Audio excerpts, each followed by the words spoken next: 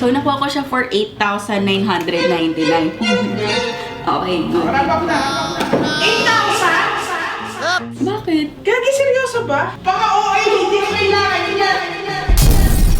Hi guys, so ayan, naka-stealth mode ako ngayon kasi ipaprank natin si Grinel mamaya towards the end of this vlog kasi may ginawa akong kalokohan. Inedit ko yung mga price tag nung mga ibang items ko, especially sa dulo nito. Kaya wag nyo is-skip guys, panoorin nyo hanggang dulo para makita niyo yung reaction niya. Anyway, so ipaprank ko siya mamaya na sobrang mahal yung mga binili ko and titignan natin yung magiging reaction niya. So ayan, hope you like this video!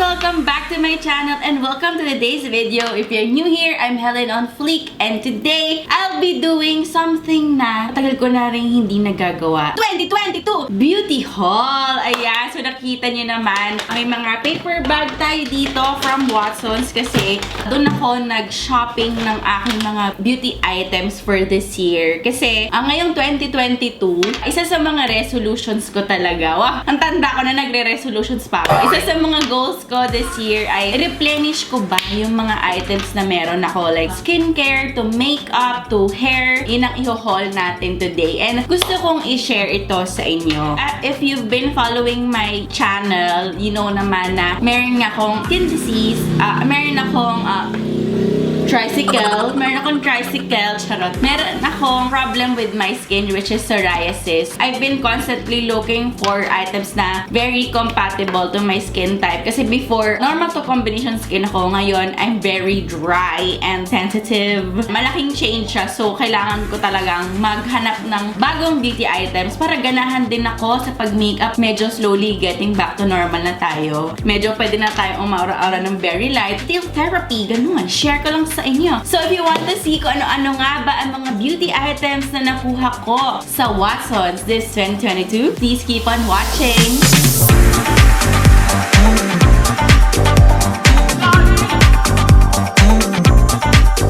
So, first is syempre my favorite! Yung isa sa mga talagang natagalan ako sa paghanap. I took my sweet time in looking for items is yung mga makeup. Mga ma'am, sir, ayan. So, mag-start muna tayo with Super Stay Concealer from Maybelline. Napansin ko na parang hindi ko na nagugustuhan yung ginagamit kong concealer before. So, ayan. I got a Super Stay. Favorite ko yung foundation na Maybelline, guys. Gusto ko itry yung kanilang concealer. Ayan. Before pala kayo mag-shop, dapat kabisado nyo na yung shade nyo. I-base nyo na lang sa mga shades nyo before na ginagamit kasi nga hindi na tayo nakakapag-tester. Pero this one, I got the shade 18 in light medium. Meron siyang parang peach undertone. Perfect siya for concealing mga dark circles. I like naman yung coverage niya. Not bad for its price. Sa dami ng pinuyat natin, babawin natin yung pagko-concealer ngayong month. Charing! So, next for my makeup, Maybelline Cushion Matte Lip Tint. Sabi ko, this year, wow, ipepeg kong aesthetic ko for my makeup is mga Koreans. I'm always leaning towards mga lip tint, powder finish. Pag sa foundation ko, gusto ko very light, glowing, ganyan. Kasi na-feel ko na parang I'm aging and I feel it! Oh my God! Pegs na gagawin ko this year is more on mga young-looking ganon. Oh, this is nice. Ipatong natin siya. Powdery yung finish niya when it sets, pero moisturizing. I like it. Kapag in-apply nyo siya, moisturizing. I love it. Ang shade nito ay Cool Rebel. O, diba? Mascara. You know, guys, yung mascara, kailangan napapalit tayo niyan every 3 months kasi minsan, mascara sa atin, hindi siya nag-work. Nagka-clumpy na siya sa lashes ko. Hindi ko alam kung expired talaga, but kumbaga yung best before niya is 3 months only. So, I got the Maybelline Hyper Curl. Ayan. Ito yung parang budget-friendly compared to Heroin Make, which is also my favorite. So, this one I want to try kasi maganda yung reviews niya. This is the year din to try new brands. Mga nagamit ko na last year. Try ko naman ng iba. May chance. Chari! Next is, oh my gosh, nung nakita ko to, sobrang na-miss ko yung days na nagsisimula ako mag-YouTube. Kaya, Nichido Final Powder. O, diba? Nakaka-throwback. Ito yung mga YouTube nung 2015. Ito yung laging nire-reco. And talagang hindi na naman siya nagpa-fail. This one, the Nichido Ivory Glow Powder. So, this is a setting powder and it's just 150. So, if you're experimenting lang, ito yung mga nagsisimula kayo mag-makeup, I suggest na you're building your collection, diba? So, pwede naman kayo mag-start working with drugstore brands muna para at least kapag nakabisado nyo na yung mga techniques, ganyan, tsaka kayo mag-invest on high-end mga powders. Sobrang practice ako ng practice, tapos magpipicture lang ako, tapos buburahin ko na. At sayang, diba? Kung ang mahal agad nung nabili kong powder. At least with drugstore brand, perfect din siya to honing your skills. O, diba? May pag ganun tips si Bading. Next is, pa-screenshot na lang po mga sizi. 5, 4, 3, 2, 1, 1, 2, 3, 4, 5. Ayan. So, this one is the Careline Graphing Eyeliner and Best Brow Liner. So, ito, isa din to sa mga go-to brands ko when I was young. Nakakabobo pala yung COVID. Oo nga pala guys, kasi positive ako ngayon. Isa na lang din sa outlet ko ngayong quarantine is mag-vlog ng mga ganito. Kesa maburyo lang talaga ako dito sa isolation. Ayan, share ko lang yung mga ni-retail therapy ko.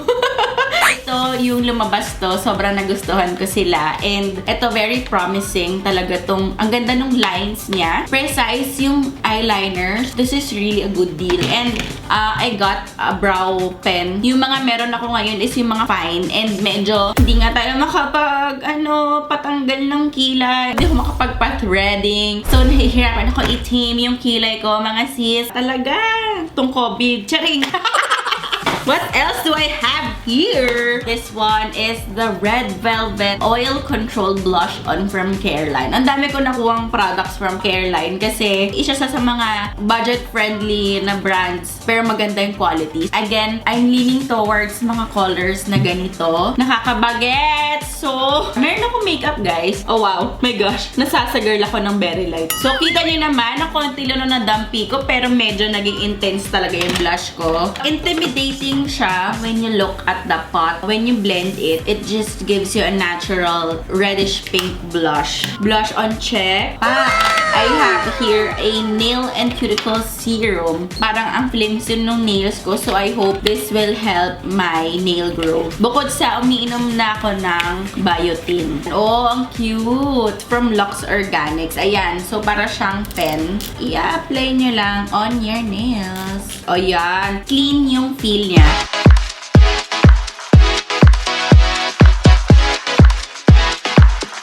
Sobrang excited ako i-share sa inyo guys itong mga products na nakuha ko from this brand kasi dermatologically tested. So, this is perfect for my sensitive skin. Again, sabi ko kanina, diba? Isa yun talaga sa mga must-haves ko. Like, may checklist ako ng mga bilhin ko. So, for skincare, kailangan compatible siya to my sensitive skin. So, mag-start muna tayo sa sun care kasi again, super important ng pagsa-sunscreen, guys. And even if we're not going outside, yung mga UV rays na ine-emit ng mga gadgets natin, ganyan, it also affects our skin. So, very important to always protect din your skin even if you're indoors. So, for my sun care, I got etong, actually, last year pa lang ginagamit ko na siya. Lagi namin siya dala tuwing mga trips namin. Solar Barrier Complete Care Broad Spectrum Face and Body Lotion. Ayan, meron siyang SPF 50. So, what I like about with this brand is wala siyang white cast. Pag nagpipicture kami, ganyan. Tsaka, hindi yung pag umahan ko sa water,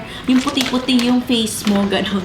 Hindi siya ganon. So, ayan. Very fast absorbing din siya and light to your skin. Isa pa sa mga ginagamit ko din talaga now. So, kung napanood niyo yung last vlog ko, ginagamit ko na tong Dermaction Solar Barrier Sheer Matte. It works as a primer for your makeup, pero meron siyang SPF 50. Yung texture niya is very silicone. So, parang kaya niya ring i-blur yung mga large pores. Pwede rin siya sa mga fine lines natin. And what I like about it is light on the skin. Like, hindi siya yung sticky na primer. Makikita mo na mablur out niya yung mga wrinkles mo. So, I really recommend itong mga sun care products na to. The next one is, of course, we should never forget to double cleanse our face. Lagi ko naman yung sinasabi na kailangan mag-double cleanse tayo ng face. Hindi pwedeng pagkatapos natin mag-facial wash, ayun na yon. Kailangan may cleansing water tayo. And this one, para ito yung bago nilang line. Ano bang line? Version?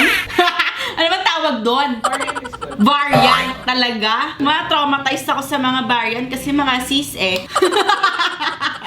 So, this one is the cleansing water from Dermaction Plus by Watsons. This is their new variant. Wow. This is the Hyacinth Plus Bright and Glow. So, ayan. Alam naman natin. Sabi ko sa inyo, guys. This year, ang goal ko, maging glowy, maging shiny, youthful. Lagi ako nag-gravitate towards products na nagbibigay ng glow, shine, brightness, lahat-lahat na. Tipong sisingilin na ako ng Meralco, gano'n. Charot. This one, I like it. Very gentle siya on my skin. Wala siyang stinging effect on my face kasi isa yun sa mga parang no-no factors on my face kasi nga sensitive si girl. Minsan kapag mga product, yung mga skincare products, isa yun sa parang tinetest ko kung mahapdi ba siya kasi pag mahapdi, heavy. So this one, para lang siyang tubig. It leaves your skin, sabi ko sa inyo, nakakabulol tong COVID. Kaya mag-iingat kayo ha. Kahit after ko mag-facial wash, makikita ko na pag nag-cleansing water ako dyan, sobrang satisfying kasi kitang-kita ko yung mga browns. Kung saan galing. Pero basta may mga naiwan, especially after using makeup. So, get mo to mga sis. Pag kunya, syempre, isolation, you know what I'm saying? So, kukonect tayo sa mga friends natin. Sasabihin pa nila kahit may COVID kami, glowing, fresh. Isa to sa aking secrets to achieving glowing skin kahit may shout out pala sa ating mga subscribers dyan na acne prone skin. Isa to sa discoveries ko din with the Dermaction Plus line. This is their anti-acne overnight SOS. Again, this is a spare bottle. I got this one kasi nga lagi tayo naka-mask, ganyan. So, prone tayo sa maskne. So, I see to it na meron akong mga emergency na pangtanggal ng mga maskne. Bago pa siya lumala, ay ma-prevent na natin siya sa kanyang paglaki sa ating face. So, I got this overnight SOS na spot corrector. Ipipress nyo lang siya. So, ilalagay nyo lang yung gel sa spot na meron kayong pimple, ganyan. And, ma-reduce naman yung pimple nyo overnight. Pagkagising nyo parang, oh, hindi na siya kasing laki. Ganon. Syempre, hindi naman tayo selfish, oo. Sa mga pagbili ng mga ganito. So, next to my haul is, syempre, as a good sister, di ba? I also got some items for my brother kasi nakita ko na parang nag-age na rin siya. Charot. Kasi lagi siya nagmomotor and di talaga siya maalaga sa skin. So, I have here Polyfight Men's Complete Active Clarifying Facial Foam. So, ayan. Perfect ito para sa mga, kasi yung mga lalaki parang mas malaki yung, parang ewan ko, mas enlarge yung pores nila. Dahil hindi nga sila masyadong mas skincare compared to us girls na parang teenager pa lang nag-aalaga na tayo ng skin. So yeah, this one helps to refine mga pores. It detoxes din yung skin. Ito, Day Essence siya. So may mga serum din for guys. Kasi yung kapatid ko, sobrang gigil niya magmotor, ganon. Tapos parang niisip ko, grabe, isipin mo yung init, yung hangin na sobrang alikabok, ganyan. Tapos wala man lang siyang protection sa face niya. So this one is Men's Complete Active Day Essence with SPF 50. Again, kailangan merong sun protection. Oh, ang ganda ng bottle niya, oh. So, this one has SPF 50 and it's used for day. So, perfect siya. It has Polyfight. So, yun yung parang shield niya for mga pollutants, ganyan. Kasi yung mga ganon, it can cause mga breakouts din. What I like about their men's care line is very minimalist yung packaging niya, diba? So, minsan kasi feeling ko yung ibang mga lalaki ay parang na-intimidate sila to use skincare because parang ang girly nung packaging, ganyan, alam mo yan. Pero this one kasi is in black, so hindi naman sila ma-intimidate gamitin yung mga skincare kasi nice yung packaging niya. So if you wanted some of these mga Dermaction Plus items, I will link in the description box below yung mga kung saan nyo sila pwede bilhin. So, ito, medyo nag-splurge ako towards the end of my haul. Ay, yung pagsha-shopping ko kasi feel ko, isa sa mga hindi ko na tutukan ng alaga noon ay yung aking hair. Medyo pricey talaga siya. Like, nagulat din ako na binili ko siya. I got here a brush. Nakita ko ang ganda nitong brush na to. Detangler yung ano niya. Yung kind niya. Ah! Grabe. Ano ko siya nakuha? Medyo mahal pala siya talaga. So, nakuha ko siya for 8,999. Oh my gosh. Pero sobrang ganda niya kasi purple siya, guys. BTS. Charot. Feeling ko collab siya ng BTS. So, dinastify ko sa sarili ko na, oh no! Yes, girl.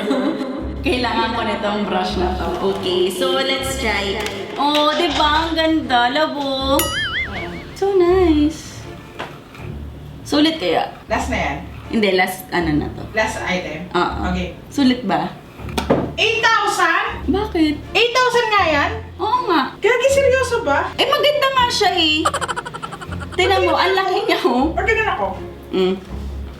Where? And then lastly, aside from the brush that I got, I also had itong argan oil na hair oil. So ito, splurge din siya.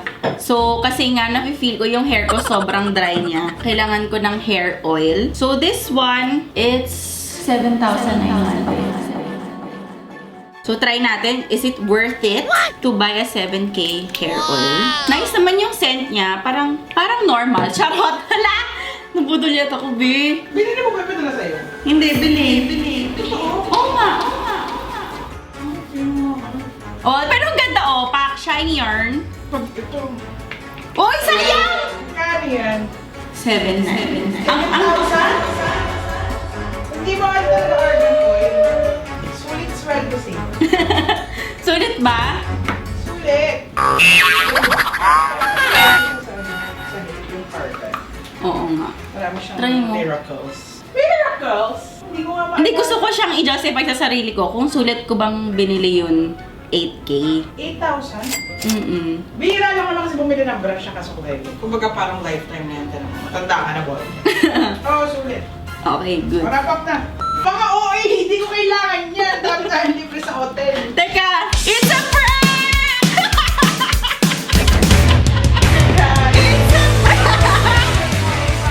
Bigay lang yan ng Watson, no? Hindi! Bigay. Binili ko talaga siya! Hindi, pero ang mahal talaga niya for the tangler. Pero mahal talaga yung mga ganito. Oo nga. Pero kasi investment siya. So, nagulat ka na 8K. Oh, syempre. Naniwala ka naman. Ang mga 200 plus lang siya. Hindi, alam ko kasi yung pressure bang yan eh. Oo. Yung argan. Pero di ba ang ganda niya kahit ang mura lang. Oo. Naloka ka? Oo. Gumagasta ako ng 15,000 sa buhok. Sa gitna ng COVID.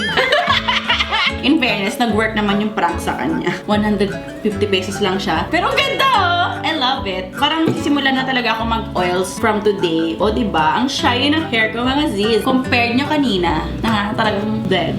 This one, medyo mahal din naman talaga siya. Like, nasa 700. But I really like itong wet brush kasi hindi niya pinupull yung hair ko. And problem ko nga ngayon nga na parang sobrang mabilis mag-hair fall. So, nice naman itong wet brush. Oh, pa! Ang ganda ng hair ko. Grabe. Bet na bet ko yung ganap nitong argan oil from Watsons. This is it for today's video. And I hope you guys enjoyed it. I really enjoyed doing this with you guys. And sana ay nagustuhan nyo ang mga products na shinare ko sa inyo. My haul for 2022. So ayan, this is it for today's video and I hope you guys enjoyed it. And if you like this video, don't forget to give it a big thumbs up and don't forget to subscribe to my channel for more videos like this. Follow me on Instagram at HelenOnFleek, on Facebook and TikTok at HelenOnFleek. Thank you guys so much for watching and I'll see you guys on my next video. Bye! Bye!